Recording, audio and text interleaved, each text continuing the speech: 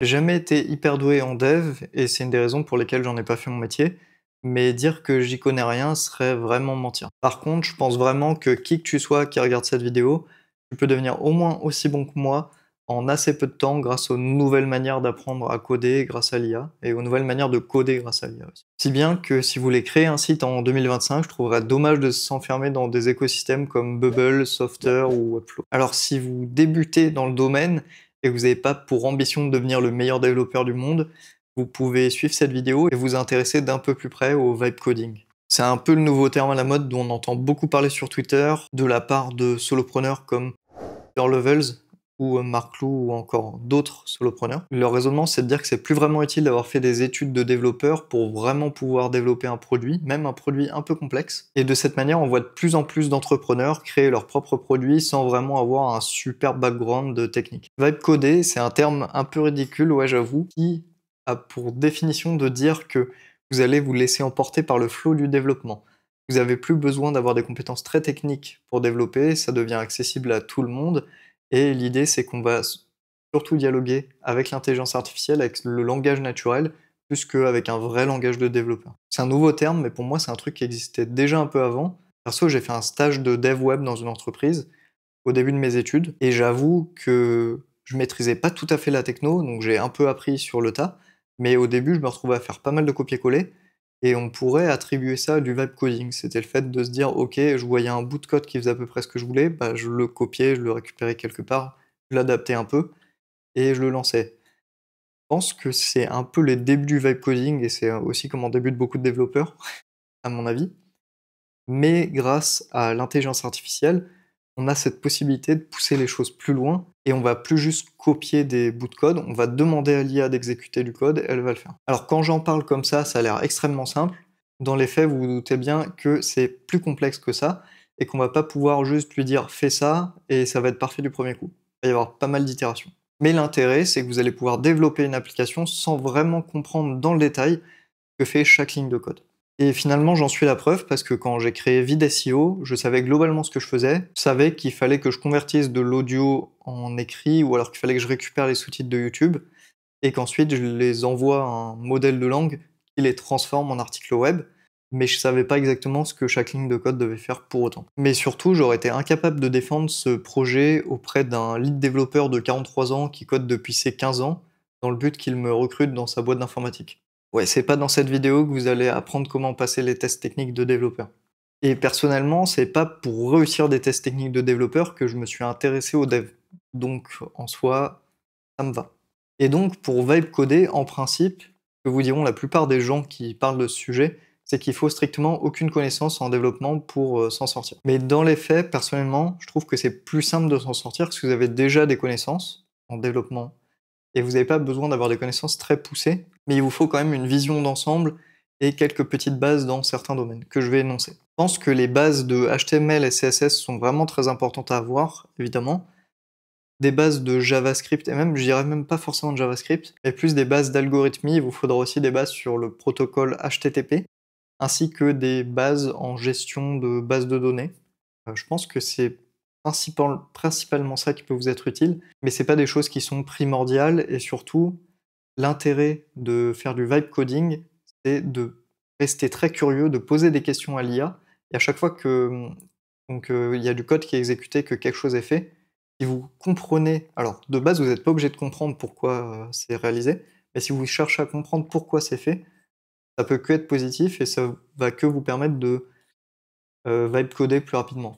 C'est une véritable mentalité à adopter, qui est la mentalité de se dire: «Je sais pas faire un truc, mais je sais à peu près comment le demander à l'IA et en même temps, je sais apprendre de ce que, l'IA a fourni».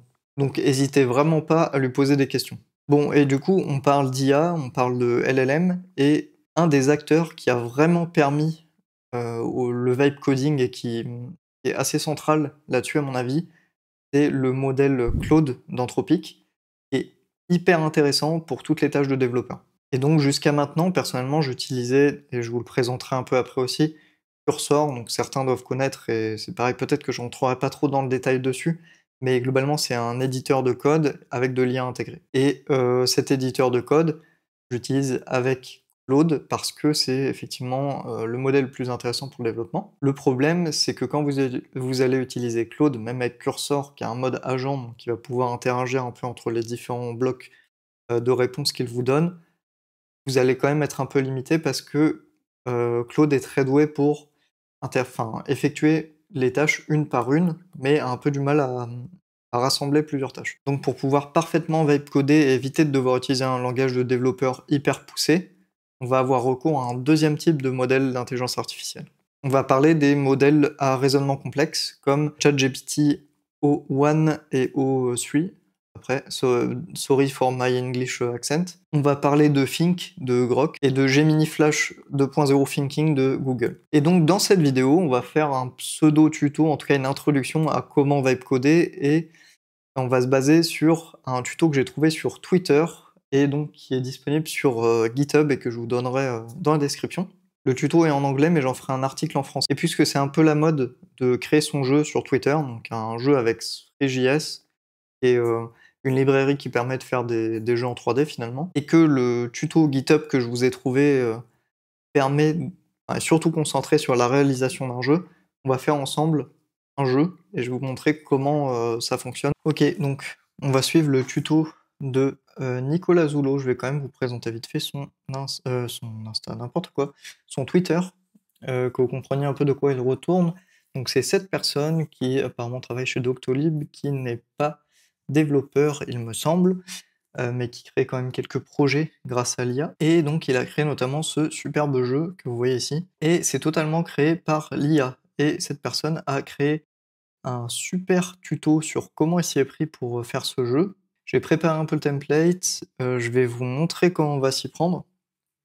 Et donc on va suivre ce petit tuto que j'ai trouvé sur GitHub qui sera en description sur mon blog et aussi dispo dans la newsletter, donc pour ceux qui sont déjà inscrits à la newsletter. Sur le blog, je vais essayer de le traduire en français ou alors en tout cas de demander à une IA de le traduire. Comme ça sera un peu plus abordable. Mais n'hésitez pas quand même à aller suivre si vous êtes assez doué en anglais, n'hésitez pas à aller suivre ce repo GitHub ou même son compte X parce que voilà, l'idée vient pas de moi, le template vient pas de moi, donc faut quand même rendre à César ce qui appartient à César. Comment on va faire? On a besoin de Grok 3. Alors moi j'ai pris l'abonnement payant pour tester. Cursor, c'est pareil, j'ai un abonnement payant, mais je crois que c'est faisable sans. Alors ça par contre, Cursor, j'ai un abonnement payant depuis un moment parce que c'est vraiment un outil formidable. Et je vais vous montrer comment on va l'installer un peu après. Et ce qui est important dans ce template, c'est qu'on nous explique que pour faire un bon jeu, enfin du bon vibe coding, le plus important, ça va être de bien se préparer en amont. Alors moi, j'avoue que quand je faisais du vibe coding avant, c'est pas forcément un truc que je faisais réellement. Et en m'intéressant à ça, je me rends compte que c'est hyper utile de vraiment bien se préparer en amont. C'est comme finalement, bon ça parlera aux développeurs, mais globalement, vous allez préparer un projet, un produit sur lequel vous allez bosser avec une équipe de plusieurs développeurs. Vous allez avoir besoin de certaines spécifications pour cadrer un peu le projet. Là, de la même manière, vous allez avoir besoin, comme si Cursor était votre développeur, de lui cadrer le projet, lui dire comment il va devoir bosser dessus.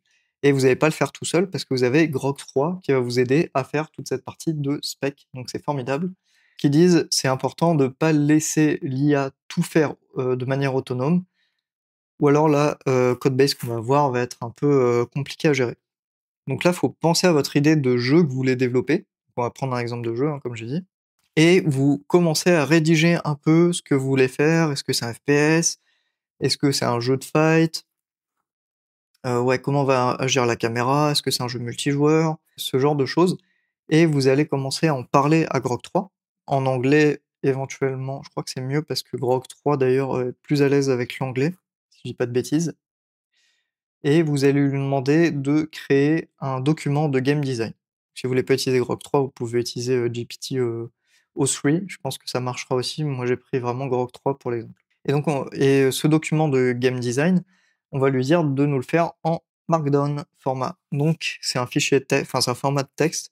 Donc, moi, j'avais dit créer un document de game design en format Markdown pour mon nouveau jeu, qui est un jeu de fight et en 3D. Ensuite, je lui ai dit donc que chaque joueur doit contrôler son fighter, donc son joueur quoi finalement, qui va être un entrepreneur.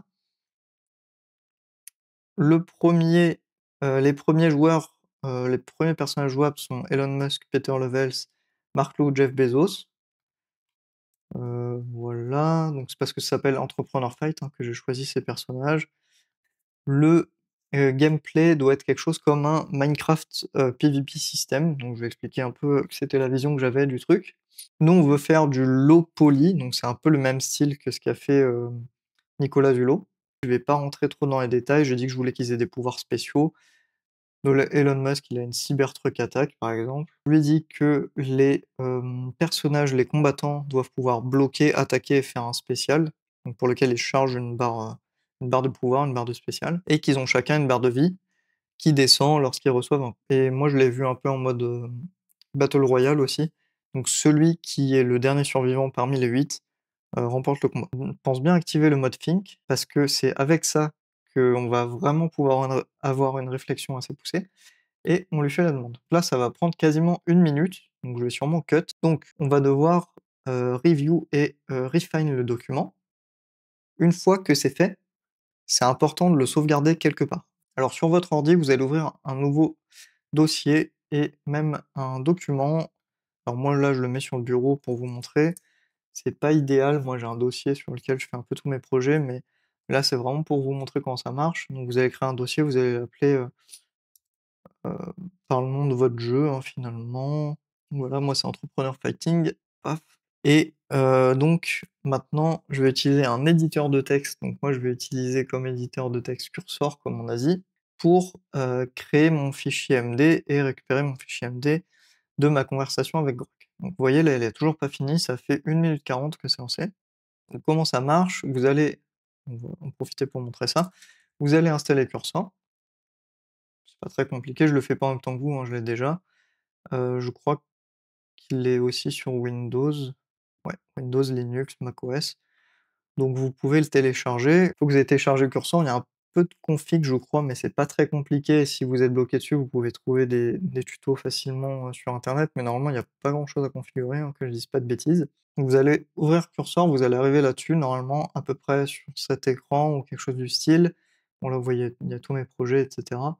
Ce que vous allez faire, c'est Open Project et vous allez ouvrir projet, Vibe Coding qu'on a créé ensemble, Entrepreneur Fighting, vous l'ouvrez et là, déjà, vous êtes dans Cursor. Vous allez donc relire tout ce document en faisant bien attention que ça correspond à ce que vous voulez. On va le faire vite fait ensemble et s'il y a des trucs qui vous conviennent pas, vous dites en anglais pareil à Grok: «Ouais, je voyais ça plutôt de cette manière» et cetera, histoire d'être sûr que, ce premier document soit très clair et une fois que c'est prêt, donc on va copier son contenu.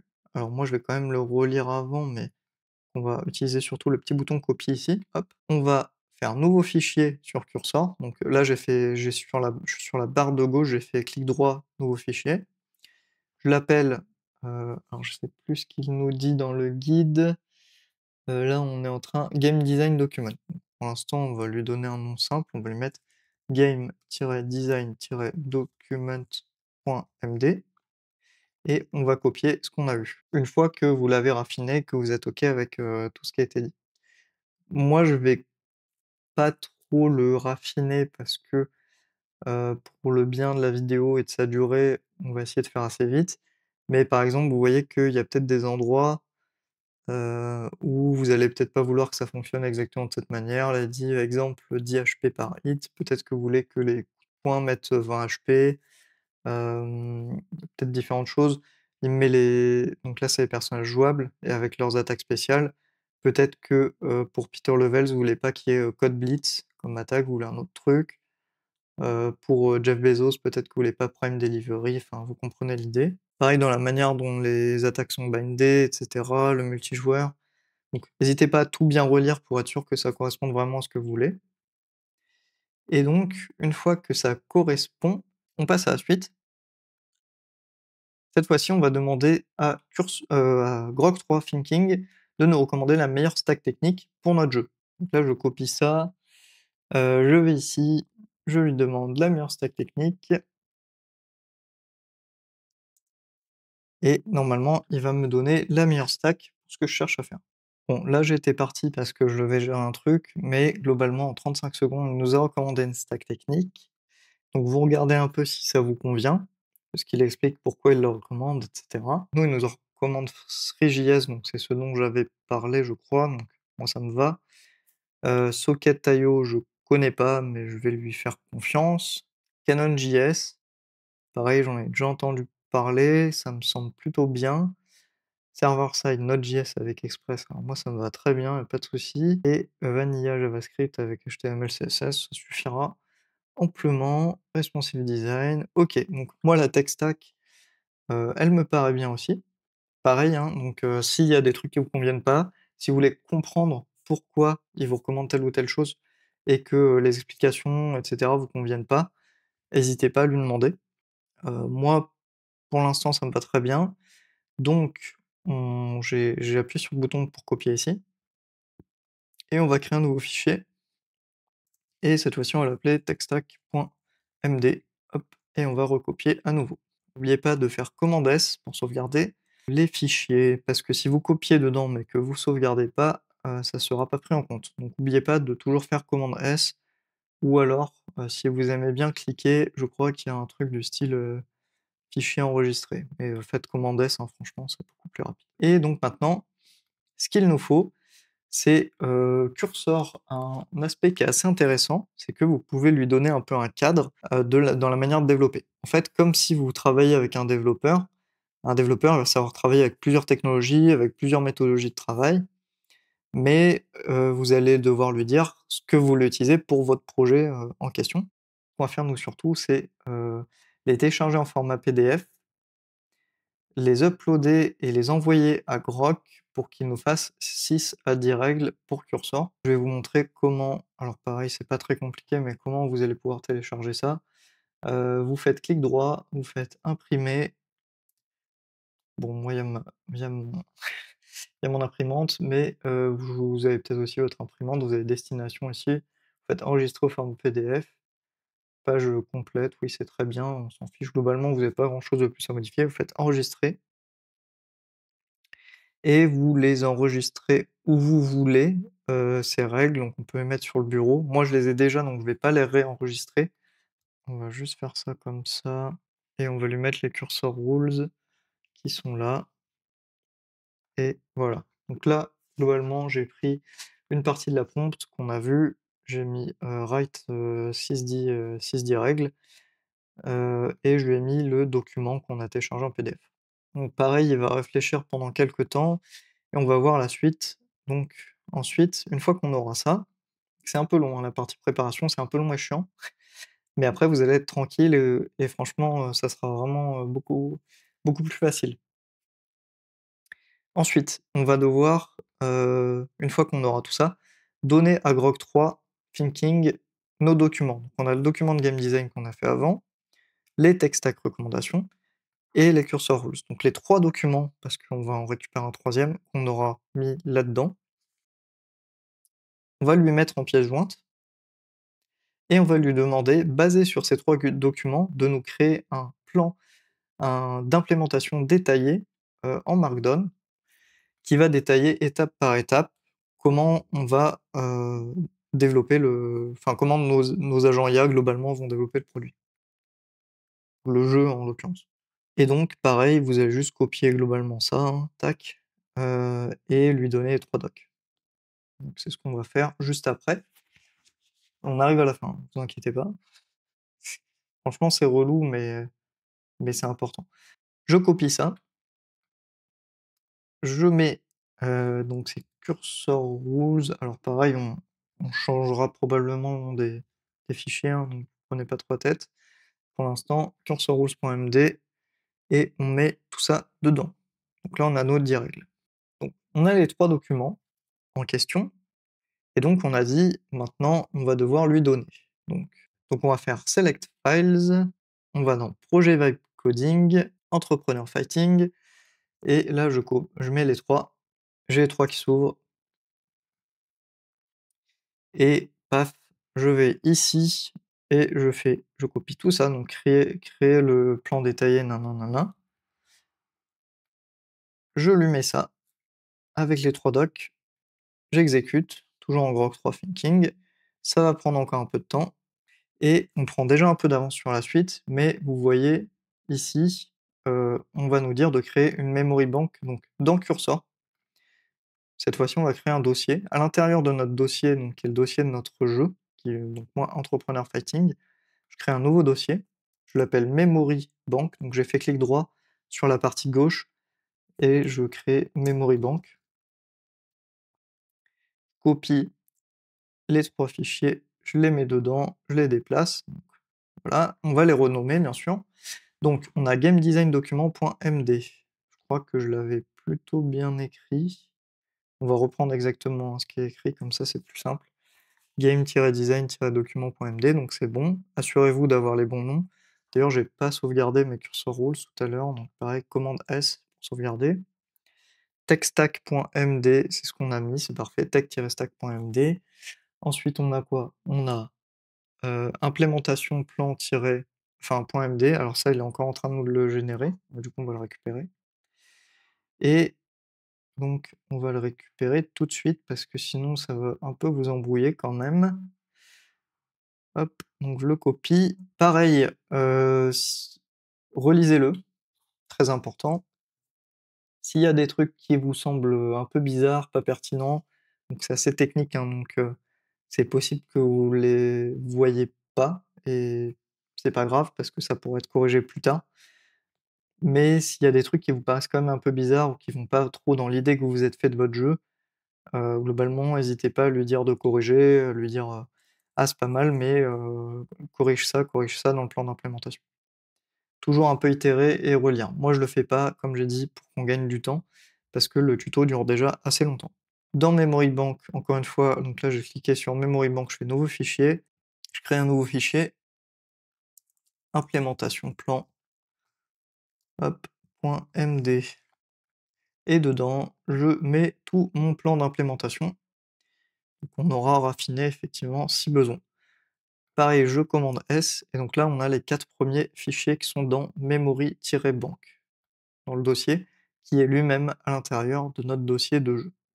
Donc maintenant, on doit créer progress.md et architecture.md. Donc c'est 2 documents qu'on va créer qui seront créés et vides.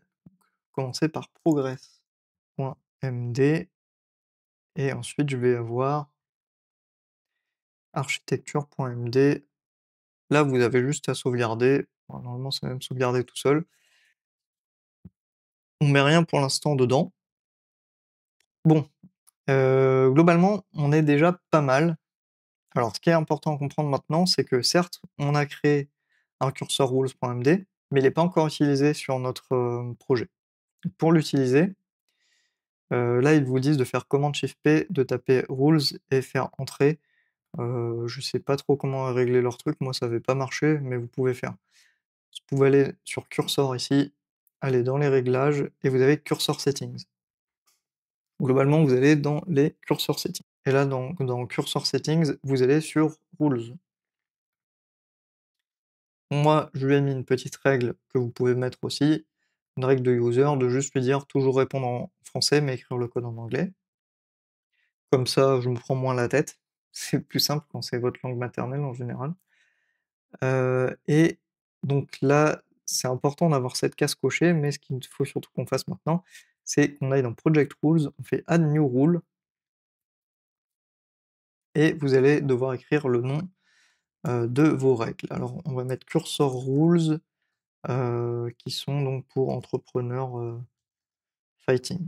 C'est mieux de mettre un nom un peu spécifique parce que si vous faites d'autres projets, vous allez avoir plusieurs types de Cursor Rules, donc au moins vous pouvez vous y retrouver.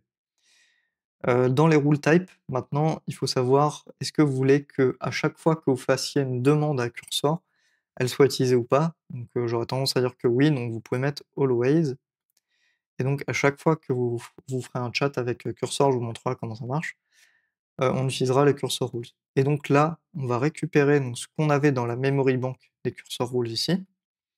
On va copier que à partir de la première règle, hein, donc un modularity, tac, tac, tac. Jusqu'à alors soit les 3 tirés ici, soit juste, jusqu'au 10 comme ça, on s'en fiche, ça change pas grand chose et vous allez mettre dans ce nouveau dossier qui s'est créé, qui s'appelle .cursor/rules, avec cursor rules entrepreneurfighting.mdc et dedans, on copie donc nos règles cursor. Et on sauvegarde, très important, commande S toujours. Donc là, c'est bon, on a enfin préparé toute la base et on va pouvoir commencer à passer à ce qui est vraiment intéressant. C'est ce qu'il nous dit ici, c'est maintenant que le fun commence. Donc dans cursor, vous allez avoir une fenêtre de chat ici. Si vous l'avez pas d'ouvert, vous faites commande shift K. Mais sinon, vous pouvez aller ici, vous avez Toggle AI Panel, donc vous cliquez dessus, et donc là, vous avez un nouveau chat qui va se lancer. Il y a plusieurs options. Les options, ça va être donc choisir si vous voulez le mode agent, ask ou edit. Nous, on veut le mode agent, donc c'est le mode agent qui va permettre d'avoir un développeur un peu autonome qui va développer à votre place. Et en termes d'IA qu'on va choisir, nous, on veut Claude 3.7 sonnet et on le veut en mode thinking. Donc vous allez choisir thinking et Claude 3.7 sonnet. J'espère que c'est accessible si vous n'avez pas curseur payant. J'ai pas trop pu vérifier, mais voilà. Si vous avez Claude 3.5, ça devrait marcher, ça devrait juste être moins performant, moins efficace. Une fois qu'on a ça, donc on a sélectionné Claude 3.7 sonnet thinking dans le cursor. On va lui donner 7 prompts, lui demander de lire tous les documents de la memory bank et lui dire s'il les trouve bien, si c'est clair et s'il a des questions. Et vu que dans mes user rules, je lui demande de répondre en français, vous voyez qu'il me répond en français. Donc là, il me sort 9 questions. Donc là, c'est le moment un peu relou que je vais probablement cutter, mais il faut impérativement que vous répondiez à ces 9 questions.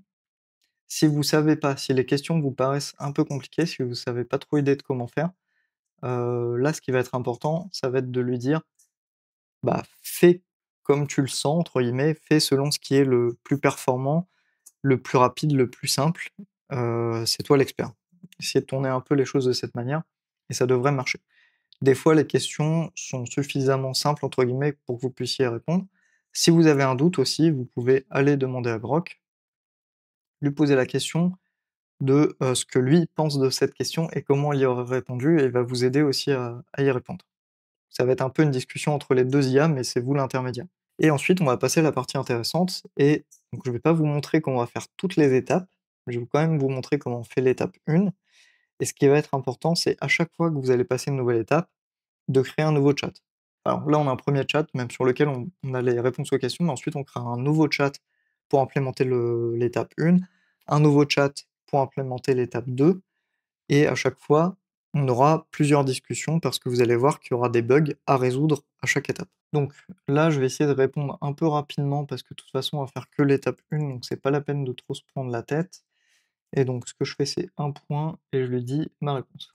Ah oui, important, à un moment, il me demande si il faut tout avoir dans un fichier game.js ou s'il vaut mieux avoir plusieurs modules. Dans ce genre de situation, en général, privilégiez le fait d'avoir plusieurs modules et pas un seul document monolithique parce que ça devient très compliqué à gérer. Pareil, à la fin, une fois que vous avez répondu à toutes les questions, très très important de lui dire, je crois que c'est expliqué quelque part dans le tuto, de alors attendez, je vais regarder que je dise pas une connerie. Voilà, c'est ça. Il pose en général 9 à 10 questions, répondez-y et dites-lui d'edit, donc de modifier le plan d'implémentation en fonction de vos réponses. Comme ça marchera quand même. Donc c'est exactement ce qu'on va faire. Je vais répondre aux 9 questions pour ma part et lui dire de modifier le plan d'implémentation en fonction. Bon, j'ai dû avancer un peu sur le montage avant de vous montrer la suite de la vidéo, mais on va pouvoir y aller. Je vérifie un truc. C'est bon. Deuxième partie, ça va être la partie la plus intéressante. On va retourner donc sur notre tuto. Donc une fois qu'on a bien répondu aux questions, que Cursor a tout ça qui est au clair, donc là il va bien mettre le doc d'implémentation à jour. Ok, donc c'est très bien. Et maintenant, on va devoir ouvrir un nouveau chat, donc vous allez sur le petit plus qui est ici, et donc on reste en agent, on est toujours en Claude Sonnet 3.7 Thinking, c'est parfait. On revérifie qu'on a bien les cursor rules, mais normalement oui. Alors pour en être sûr, moi je vais sur le petit at ici, enfin le petit arrobas, pardon, vous cliquez sur vous descendez, vous avez Cursor Rules quelque part, là voilà, et vous recliquez dessus si elle n'est pas ajoutée. Donc, comme ça, on a bien le Cursor Rules Entrepreneur Fighting qui a été ajouté. De cette manière, c'est là que ça va être vraiment intéressant, c'est là qu'on va développer. On va retourner ici, donc on a bien sélectionné machin, on copie directement la prompt, on n'a pas grand chose de plus à faire, la prompt qui est ici.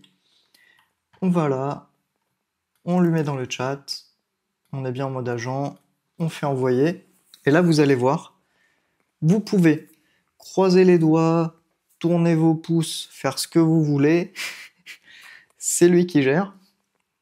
Alors bien sûr, c'est pas aussi simple que ça, c'est lui qui gère jusqu'à ce qu'on ait la possibilité de tester et qu'on se rende compte qu'il y a des bugs et qu'on demande la correction avec Cursor, mais vous allez voir quand même qu'il va faire énormément d'actions. Je vais vous les mettre en accéléré. Il faut bien à chaque fois qu'il y a une interface de commande qui apparaît comme ça, que vous fassiez run commande. Je crois qu'il y a un truc pour faire en sorte de ne plus avoir à les accepter. Moi je les accepte parce que vu que je m'y connais un tout petit peu en dev, j'aime bien quand même savoir ce qui se passe sur mon ordi. Après, globalement, vous pourriez activer le truc qui exécute les commandes automatiquement. Donc voilà, vous avez surtout du run commande à faire, hein. De temps en temps, vous allez voir un accept all qui va apparaître ici, ce serait bien aussi de l'activer, enfin d'appuyer sur accept all, ce qui permet d'accepter tous les changements qui sont proposés, ou même accept, donc là je le fais, qui m'a proposé un fichier index.html que je valide. Je rentre pas trop dans le détail parce que j'ai déjà fait une fois, donc je pense qu'il n'y aura pas trop de changements. Si vous y connaissez, n'hésitez pas voilà, à regarder un peu tout ce qu'il fait, mais c'est quand même assez impressionnant. Il est en train de créer toute l'architecture, tous les fichiers, de manière autonome. Et donc je vais cut, parce que là on en a pour très longtemps. D'ailleurs il est 16h49, et je pense que ce qui peut être pas mal, c'est que je vous dise, je pense qu'il a commencé à 48 à peu près, combien de temps ça prend en tout, et on verra le résultat de ce qu'il nous a fait. Donc on se retrouve tout de suite. Ok, le truc important à vous dire là désormais, donc là il est 55, donc ça fait 7-8 minutes je pense qu'il exécute le code. Il n'a pas terminé, vous allez peut-être, ça va peut-être vous arriver aussi. Il m'a mis une petite note pour dire que Cursor stoppe l'agent après 25 calls au total, mais que je peux continuer la conversation en cliquant ici. Donc c'est ce que je vais faire. Et il va poursuivre. Ça c'est pareil, c'est un truc à savoir, je vous le dis. Et on continue à tout accepter bien sûr. Et on est reparti. Ah, je crois que c'est fini finalement. Donc là voilà, vous voyez, il va tout documenter sur progress.md pour nous dire exactement ce qu'il a fait. Pareil, on accepte tout, et c'est après qu'on va voir si ça a été bien exécuté, si ça va pas, etc. Mais pour l'instant, on accepte tout. Ok, donc là, il nous dit que le serveur a démarré sur le port 3000. Donc ce que ça veut dire, c'est que si vous faites... alors c'est étonnant qu'ils le disent pas, mais ce que ça veut dire normalement, ça veut dire que si vous faites localhost, donc on va aller... je vais vous montrer. C'est vrai que c'est con qu'il explique pas, la dernière fois il l'avait expliqué. Globalement, ça veut dire que si vous faites localhost 2.3000, donc là comme vous voyez ici, vous allez arriver sur votre super jeu vidéo. Donc là vous voyez Entrepreneur Fighter, moi je lui avais demandé justement qu'on entre un pseudo et qu'ensuite on mette l'ID de la salle. Moi je vais mettre un pseudo, je vais mettre quoi? Je vais mettre Jean Solo. Jean Solo, créer une salle. Donc là vous voyez j'ai déjà une erreur. Donc je lui ai dit que j'ai une erreur. Et c'est comme ça qu'on va itérer. J'ai une erreur, ok, on essaye de la résoudre, il va vous reproposer un truc, etc., etc. Et je vais pas pousser le truc extrêmement loin, mais vous allez voir un peu comment ça marche. Donc là, on a Entrepreneur Fighting, hein, qui est le truc sur lequel on bosse ensemble. Donc voilà, vraiment le truc, c'est que vous allez avoir des erreurs, il va les corriger, vous allez avoir des erreurs. C'est un travail de dev, hein, tout simplement. Sauf que vous allez tester, donc c'est vous qui allez avoir la vision de ce qui s'exécute sur l'écran, et il faut réussir à communiquer efficacement à Cursor ce que vous voyez. Donc pour ça, vous pouvez faire des screenshots, vous pouvez faire des dessins, vous essayez de trouver les meilleures explications possibles pour qu'il comprenne le problème qu'il doit résoudre, et normalement, vous devriez réussir à faire fonctionner tout ça. Une fois que vous êtes sûr que l'étape 1 fonctionne, donc que tout vous semble bien marcher, vous pouvez regarder à nouveau le plan d'implémentation pour vous assurer que l'étape 1 est pleinement remplie. Donc là, c'est à vous de vous assurer que tout fonctionne. Ce que vous pouvez faire d'ailleurs, c'est même lui demander ici directement euh, qu'est-ce que je suis censé voir. Qu'est-ce que je vous le marque, mais je vais pas l'exécuter, mais vous pouvez lui demander qu'est-ce que je suis censé voir une fois que toute la partie 1 est exécutée et fonctionnelle. Et lui, il va vous expliquer qu'est-ce qui est censé marcher et qu'est-ce que vous pouvez tester. Ensuite, ce sera à vous de lui dire ça marche pas, et qu'est-ce qui fonctionne pas.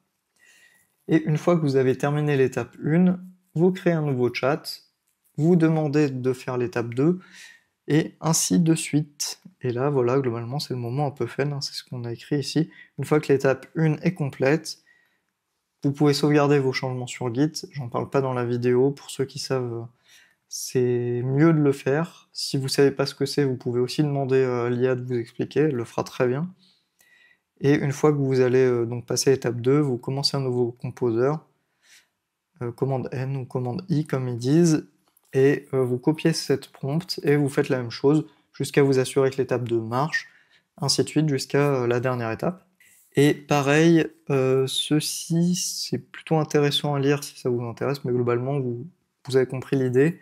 Quand vous allez avoir des bugs, il explique là voilà. Donc vous pouvez faire restore, oui d'ailleurs dans cursor, si vous trouvez qu'il y a un bug qui est trop bloquant, qui a mal été compris, si vous êtes mal expliqué. Vous avez le petit truc qui est ici, qui est restore last checkpoint. Si vous cliquez ici, ça va restaurer avant votre prompt. Donc ce qui est quand même intéressant si vous avez fait des erreurs. Donc là, vous voyez finalement, je lui ai dit de corriger tous les problèmes qu'on avait.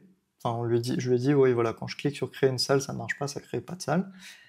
Donc, il a corrigé, et j'ai juste fait accept, etc. Nanana.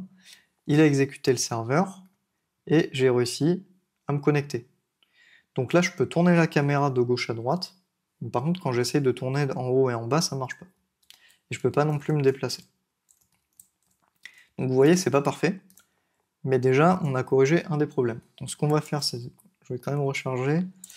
Je vais retester vite fait pour m'assurer qu'il n'y a pas de problème. Donc c'est ça.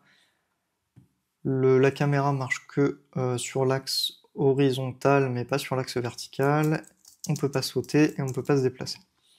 Donc maintenant, je dois lui communiquer ces infos pour lui dire c'est top, sauf que je peux pas tourner la caméra en haut en bas et je peux pas me déplacer. Donc pareil, je lui dis ça, et il va faire les changements, ainsi de suite. Moi je vais lui expliquer, ok, ça marche, ça marche pas.